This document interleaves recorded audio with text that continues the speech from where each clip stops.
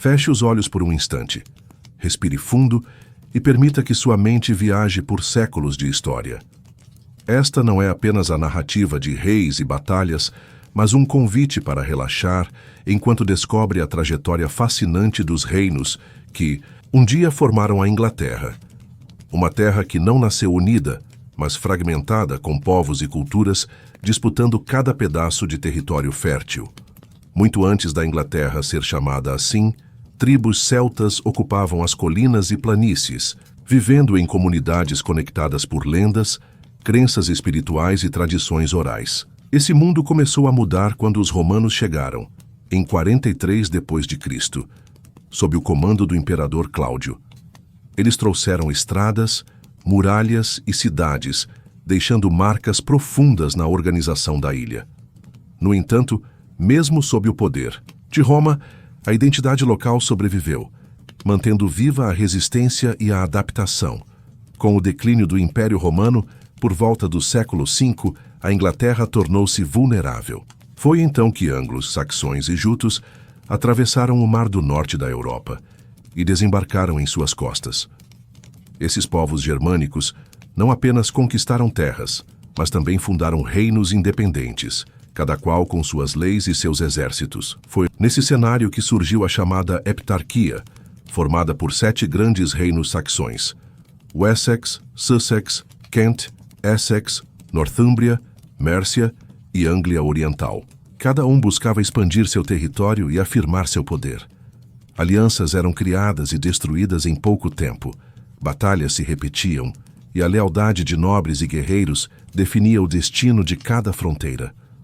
O fascinante é que, embora rivais, esses reinos compartilhavam origens comuns. Todos descendiam de povos germânicos que migraram em busca de novas oportunidades. Essa base cultural não eliminava as rivalidades, mas pavimentava um caminho que, no futuro, levaria à unificação. Antes de seguirmos, quero lhe pedir algo simples, mas importante. Se você aprecia histórias narradas nesse estilo, considere se inscrever no canal e deixar seu like agora mesmo. Isso não apenas ajuda o canal a crescer, como garante que eu continue trazendo novas histórias para embalar o seu descanso.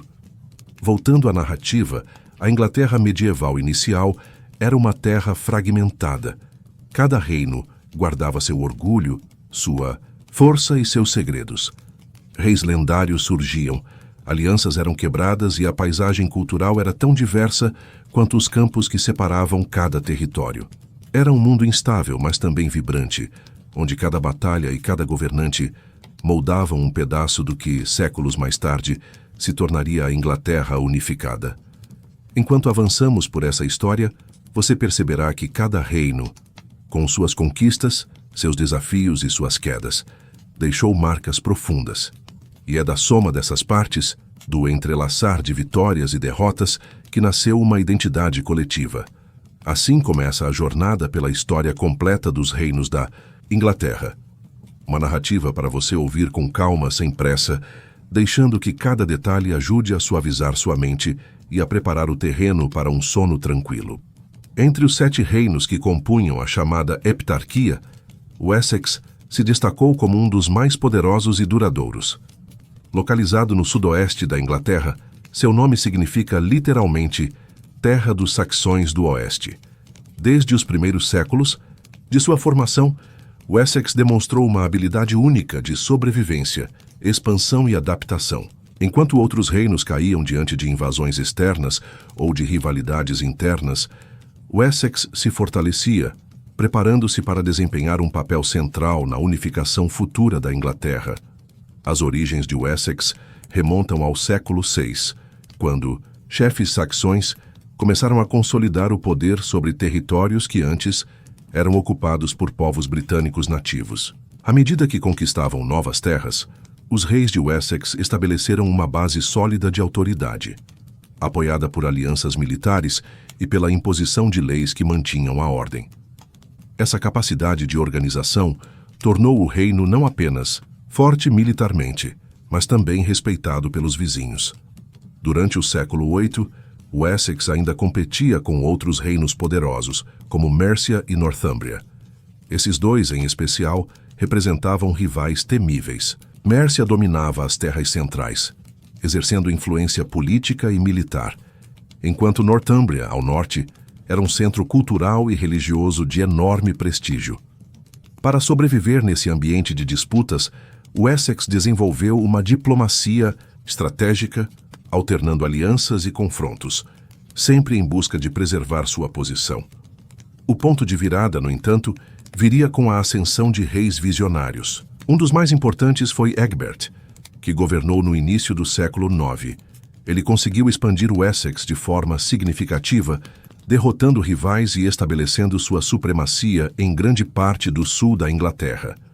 Com Egbert, Wessex passou de reino periférico à potência central.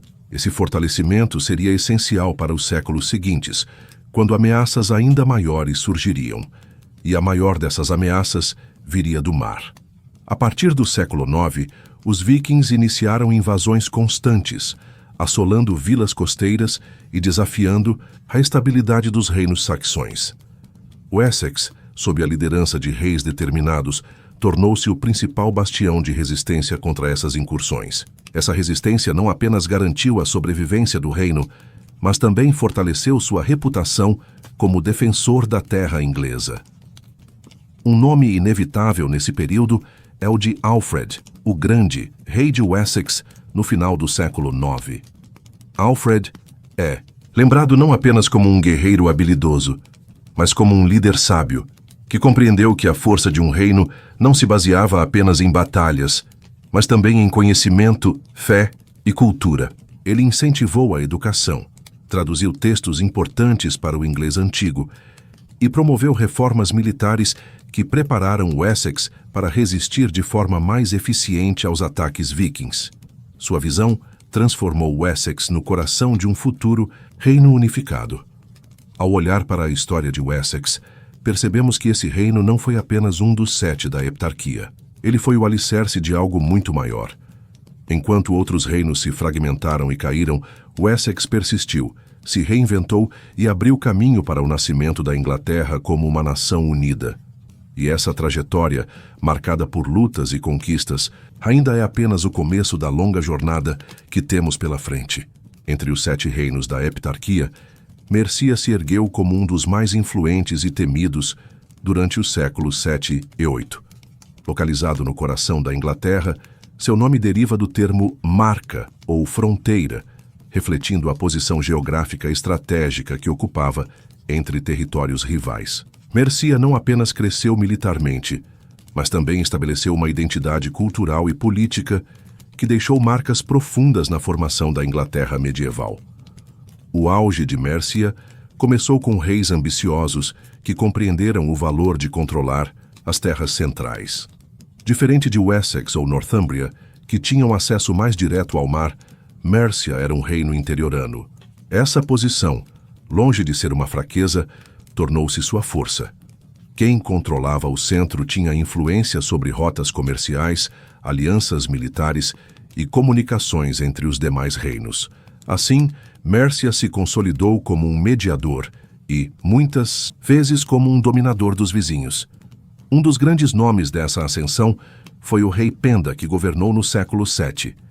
Penda foi um líder guerreiro formidável, temido por suas campanhas militares contra Northumbria e outros rivais. Embora pagão em uma época em que muitos reinos já estavam se convertendo ao cristianismo, Penda consolidou o poder merciano pela força das armas, estabelecendo um período de supremacia que marcou a história da ilha.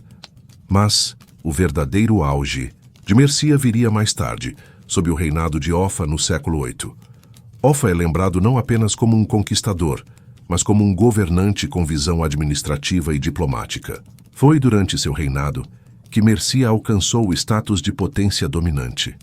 Offa estabeleceu contato com o continente europeu, chegando a se corresponder com Carlos Magno, o imperador dos francos, o que demonstra a importância internacional que o reino alcançou. Além disso, Offa deixou como legado uma das obras mais impressionantes da Inglaterra medieval, a Offa's Dyke, uma longa barreira de terra que marcava a fronteira entre Mércia e os territórios galeses. Essa construção, que ainda pode ser vista em partes hoje, não era apenas uma defesa militar, mas também um símbolo de poder e autoridade, delimitando claramente até onde chegava a influência merciana. No entanto, como todo reino, Mércia também enfrentou desafios. A rivalidade com o Essex crescia, e a pressão dos vikings começava a se tornar uma ameaça comum a todos os reinos saxões. Aos poucos, a supremacia merciana foi enfraquecendo, cedendo espaço para que o Essex assumisse o papel de liderança. Ainda assim, a importância de Mercia não pode ser subestimada.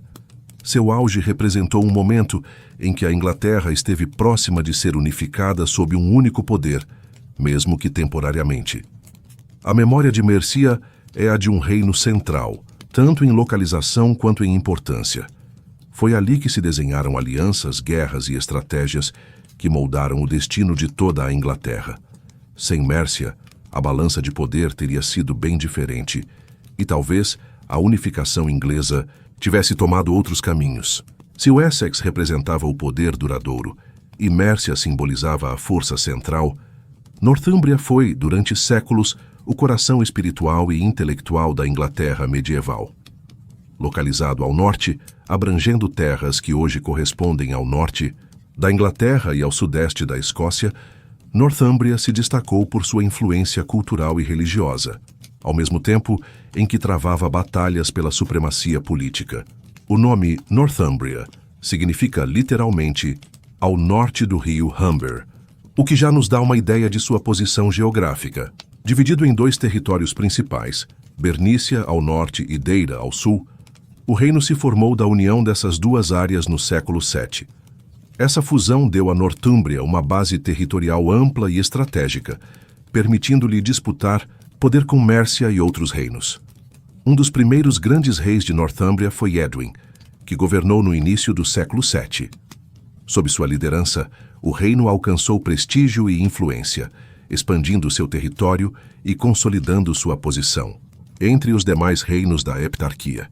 Foi também nesse período que o cristianismo começou a se fortalecer em Northumbria, trazendo não apenas fé, mas também conexões culturais com o continente europeu. No entanto, talvez o nome mais lembrado da história nortúmbria seja o de Oswald, que reinou após Edwin. Oswald é frequentemente associado à difusão do cristianismo na região, estabelecendo laços com a Igreja da Irlanda e promovendo a fundação de mosteiros e centros religiosos que se tornariam célebres. Entre esses, destaca-se o mosteiro de Lindisfarne, que se tornaria um dos maiores símbolos da espiritualidade medieval inglesa. Lindisfarne não era apenas um centro de oração, mas também de aprendizado, onde monges copiavam manuscritos e preservavam o conhecimento em tempos de instabilidade. Outro marco cultural foi a obra de estudiosos como Beda, o Venerável, um monge de Northumbria que escreveu a História Eclesiástica do Povo Inglês. Este livro é uma das principais fontes históricas sobre a Inglaterra anglo-saxônica, e sua importância atravessou séculos, chegando até nós como um testemunho do pensamento e da fé da época. Apesar de sua força cultural, Northumbria também foi marcada por conflitos constantes. Rivalizava tanto com Mércia quanto com invasores externos.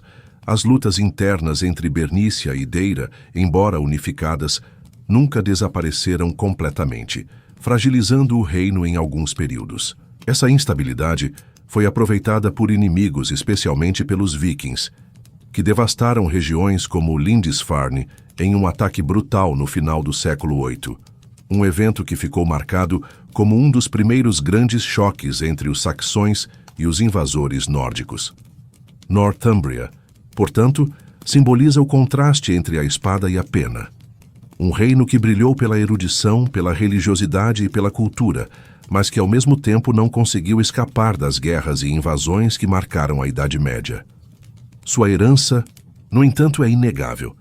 Sem Northumbria, a Inglaterra não teria se tornado um polo intelectual e espiritual tão cedo em sua história. Entre os reinos da heptarquia, Kent ocupa um lugar especial. Localizado no extremo sudeste da Inglaterra, voltado para o continente europeu, Kent foi uma das portas de entrada de novas ideias, culturas e religiões. Sua proximidade com a Gália, região que hoje corresponde à França, facilitou contatos comerciais, diplomáticos e espirituais, tornando-o pioneiro em muitas transformações que moldaram a história inglesa. O nome Kent tem origem em antigas tribos celtas que habitavam a região antes mesmo da chegada dos anglos e saxões. Quando os jutos, um povo germânico, se estabeleceram ali no século V, Kent se transformou em um dos primeiros reinos saxões da Inglaterra. O território, fértil e estrategicamente localizado, logo se tornou um ponto vital para o comércio, especialmente porque controlava rotas marítimas que conectavam a ilha ao continente. Mas a grande virada histórica de Kent ocorreu no final do século VII, quando o rei Ethelberto subiu ao trono. Casado com Berta, uma princesa cristã da Gália, Ethelberto já estava em contato com a fé cristã, mas foi em 597 d.C. que aconteceu o marco decisivo, o envio do missionário Agostinho de Cantuária, enviado pelo Papa Gregório Magno. Agostinho chegou a Kent e estabeleceu sua missão em Cantuária, cidade que, a partir daquele momento, se tornaria o centro espiritual do cristianismo na Inglaterra. Ethelberto foi o primeiro grande rei saxão a se converter ao cristianismo, e seu exemplo exerceu enorme influência sobre os outros reinos da heptarquia. A conversão não apenas abriu caminho para a fé cristã, mas também fortaleceu os laços culturais e diplomáticos com Roma e com o continente europeu. Esse movimento deu início a uma transformação profunda na sociedade, trazendo novas leis, códigos morais e até mesmo novas formas de organização política. Além da religião, Kent também se destacou por sua contribuição legal e administrativa.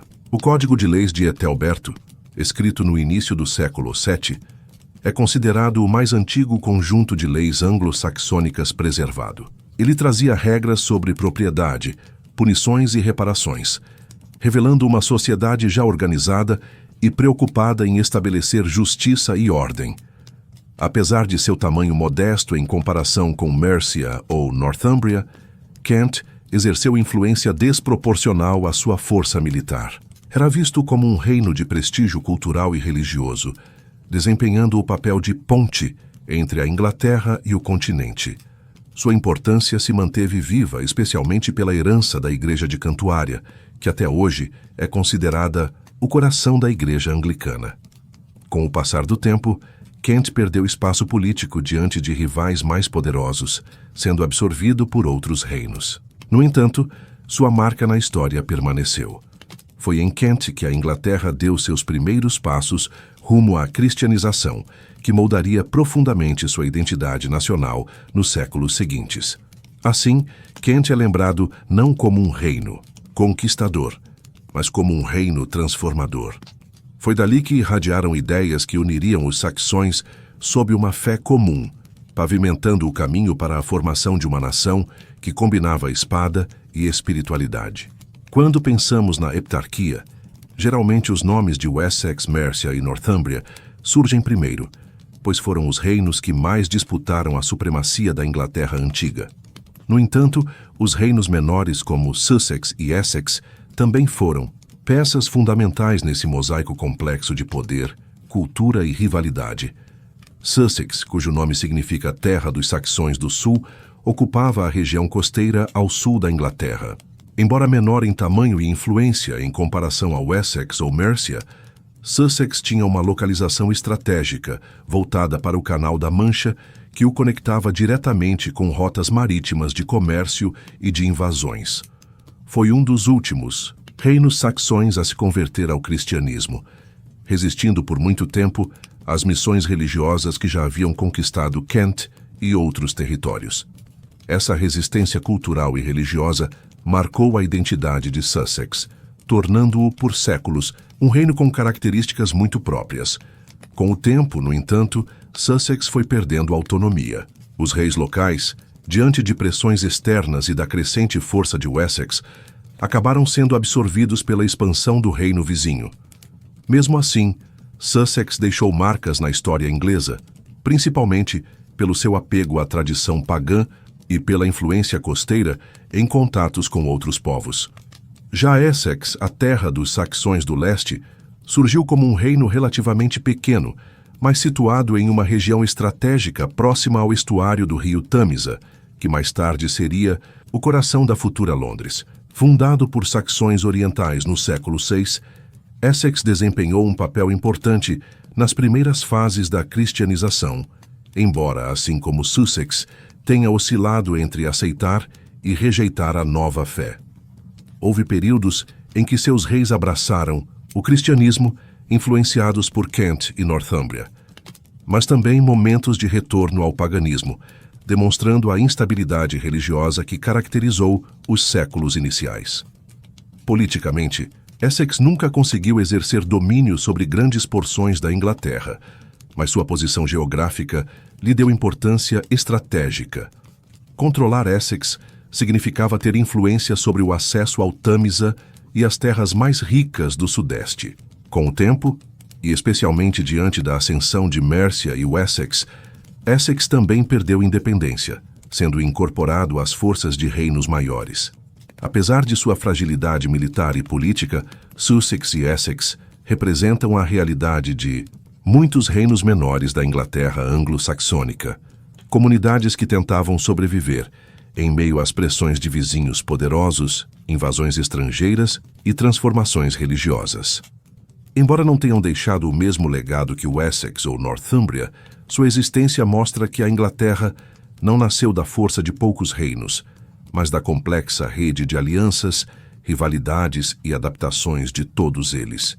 Esses reinos menores também ajudam a entender como a unificação da Inglaterra não foi um processo simples ou linear.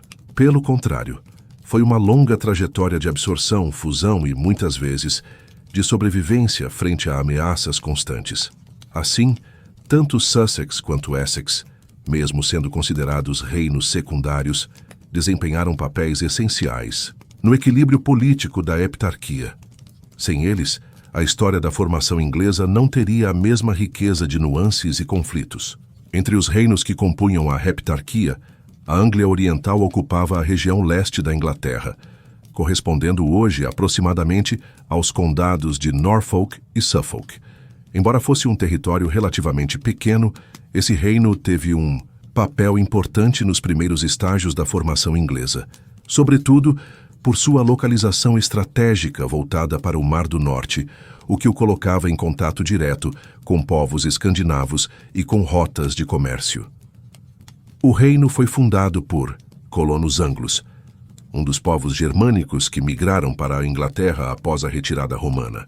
Desde cedo, a Anglia Oriental foi marcada por disputas internas e por sua vulnerabilidade a ataques externos. Ainda assim, desenvolveu uma identidade própria, sustentada por reis que, mesmo com recursos limitados, buscaram consolidar poder e influência.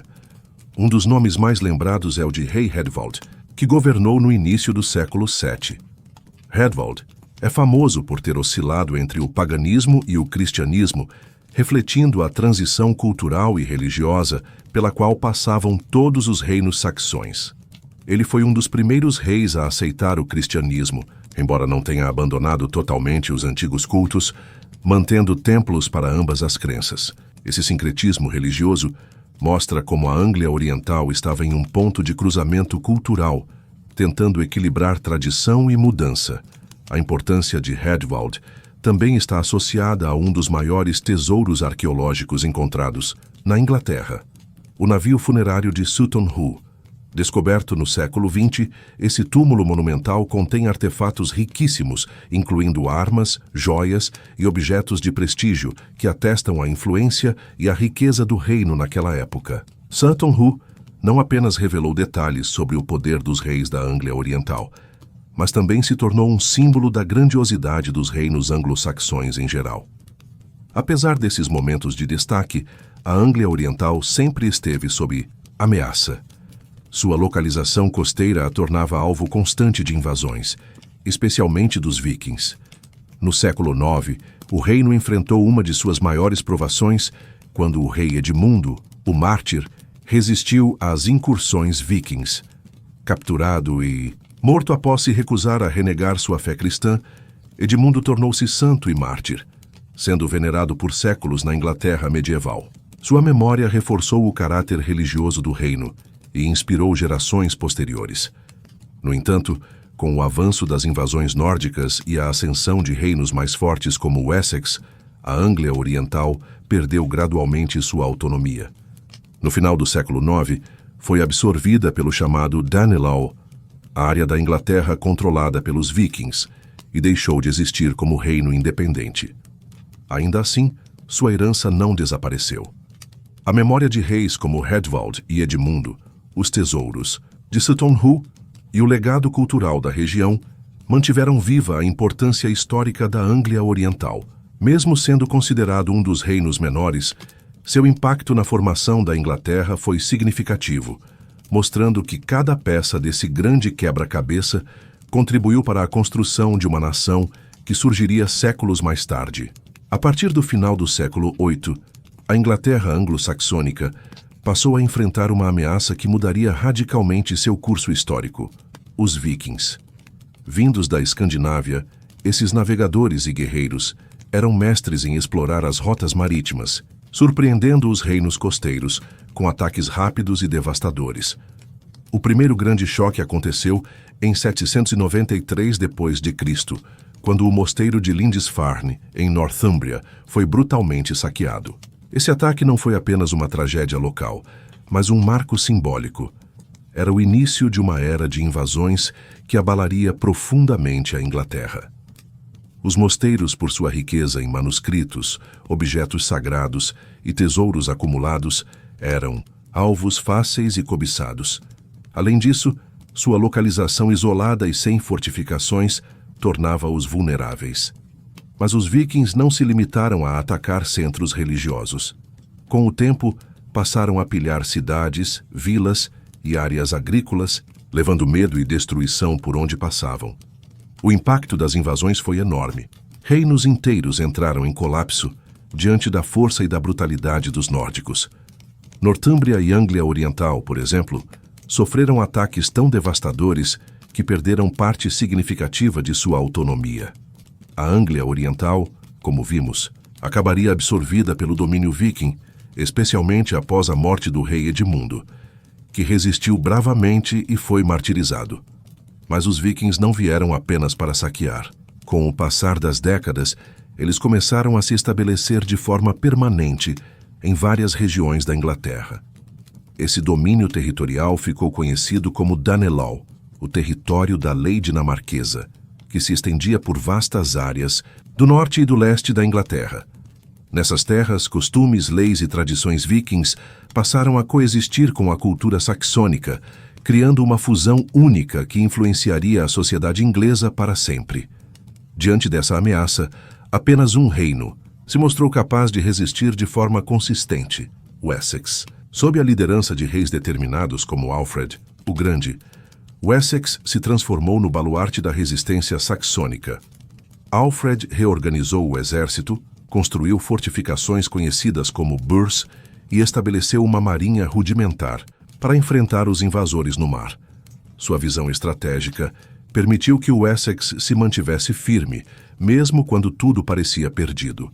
Além da defesa militar, Alfred também compreendeu que a resistência dependia de um senso de identidade comum. Incentivou a educação, traduziu obras importantes para o inglês antigo e fortaleceu a fé cristã como elemento unificador. Foi sob seu reinado que surgiu a ideia de uma Inglaterra unida, não apenas como uma necessidade militar, mas como um projeto político e cultural. Embora os vikings tenham conquistado grandes porções da Inglaterra, a resistência de Wessex garantiu que o sonho de um reino unificado não fosse destruído.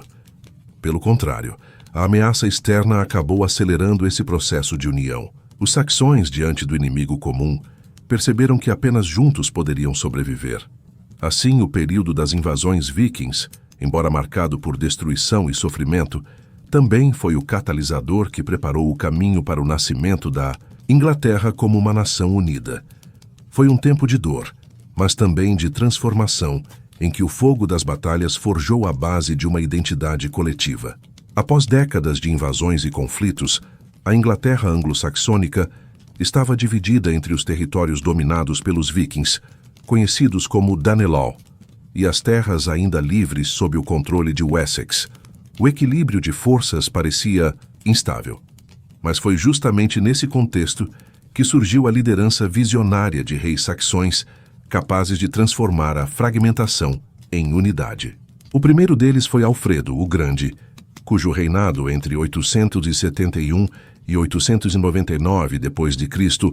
marcou o início de um novo capítulo na história inglesa. Alfredo não apenas defendeu Wessex contra os ataques nórdicos, mas também lançou as bases de um projeto de unificação. Ele compreendia que a sobrevivência dos saxões dependia de uma resistência organizada e de uma identidade comum. Reformou o exército, construiu fortalezas estratégicas e incentivou a criação de uma marinha rudimentar para enfrentar os vikings também no mar. Mais do que isso, investiu em educação, traduziu obras clássicas e religiosas para o inglês antigo e reforçou o papel da fé cristã como elemento unificador entre os diferentes povos da ilha.